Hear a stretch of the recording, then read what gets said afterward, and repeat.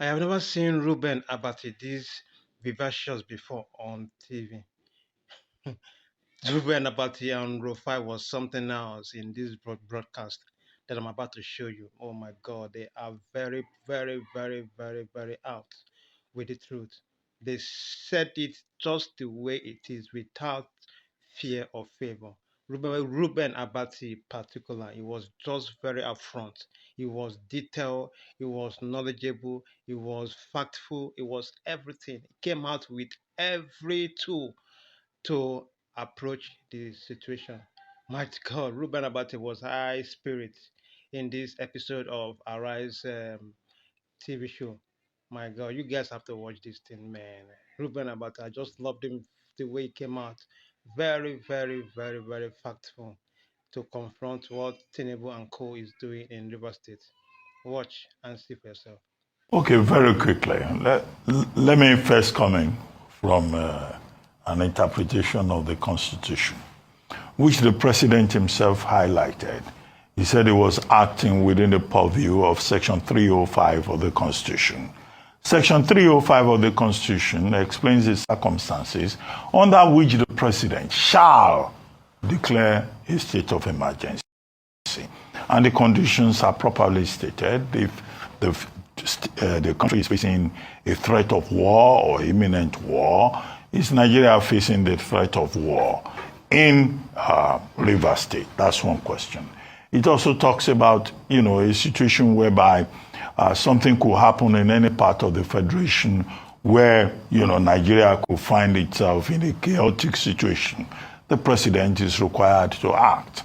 Number three, where the governor in that particular state does not immediately respond, to the crisis situation and does not approach the president to act in the national interest. So those conditions are properly spelled out.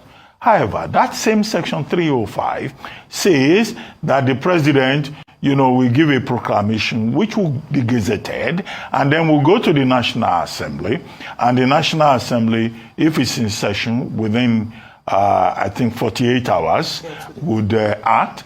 If it's in recess, within 10 days, will act. If the National Assembly does not consider that particular proclamation, gazetted proclamation, valid, then it will vote otherwise. 2/3 majority of the two houses, the Senate and the House of Representatives. And if that happens, the decision is abated. Okay? Now, because we are constrained by time, let me now say that Section 305, which the President quoted, is the operative principle. Now, let's look at what the President said. I think that the President has violated the Constitution, even within the purview of Section 305. And he has violated the Constitution because he was not properly advised to respect that section of the Constitution. In what regard did he violate that section of the Constitution? In fact, he acted as a dictator by saying that the administrator that he has appointed can make regulations and laws will be made for the River State House of Assembly henceforth by the Federal Executive Council. The Federal Executive Council does not have such powers. Section 11 of the same Constitution says that, look, when there is a state of emergency, it's only the National Assembly that can make laws for a state House of Assembly. Now, President Tinubu has appropriated unto himself the powers to make laws for the River State House of Assembly. That's an impeachable offense. I don't know whether the National Assembly will have the courage either to reject his gazetted proclamation or to proceed on an issue of impeachment against him for violating the Constitution of the Federal Republic of Nigeria. Now, the other relevant portion of the Constitution is Section 188. Section 188 of the Constitution spells out how a governor can be removed from office. A governor cannot be removed from office by the proclamation of the president of Nigeria. It can only be removed if there is gross misconduct, as put as an allegation by the House of Assembly, and then the CJ is advised to form a panel of reasonable people, people of distinguished qualities in the state.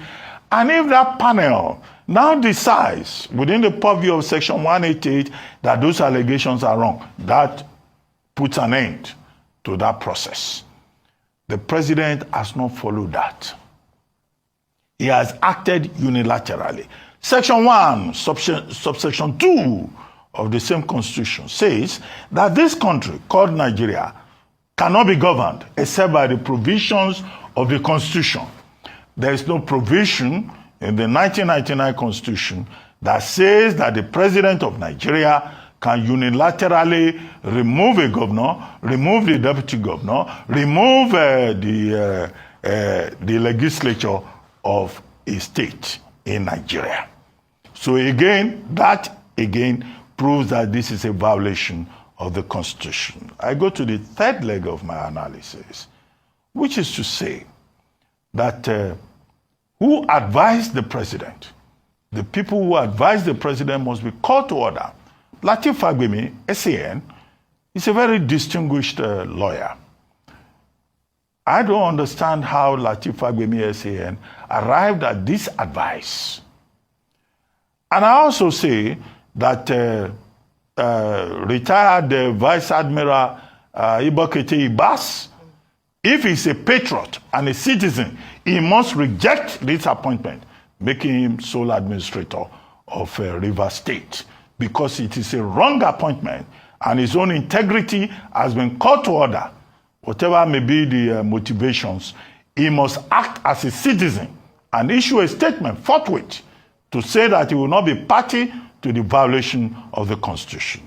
Now, what argument are they putting up?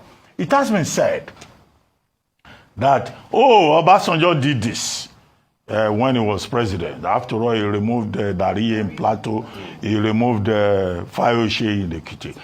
Look, at that time, Akinolu Jimi, SAN, who was Attorney General, was relying, I think, on the 1960 Constitution.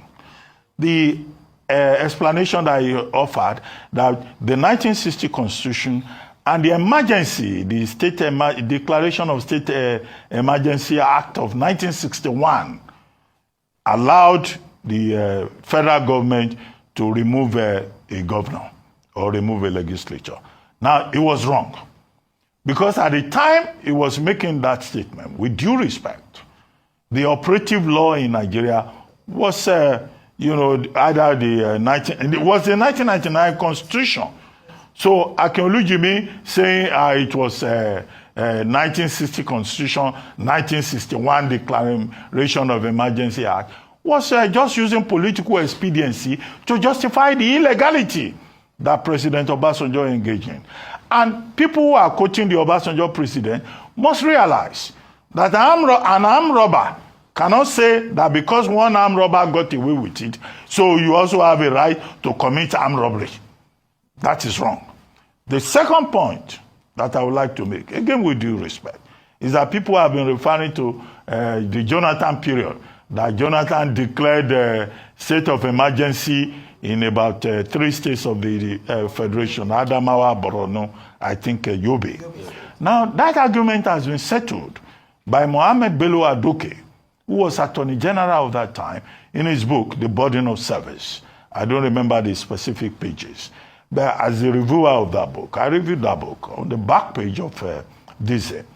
I recall that Mohammed Adoke argued that there's nowhere in the Constitution that the president is empowered, that's 1979, 1999 Constitution, that the president is empowered to remove a sitting governor or remove a sitting House of Assembly.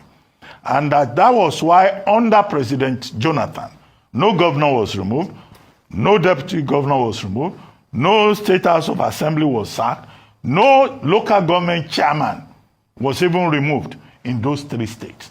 So the people who are just making argument about president, they are speaking out of ignorance. And I recommend Adoke's book for them to find that explanation.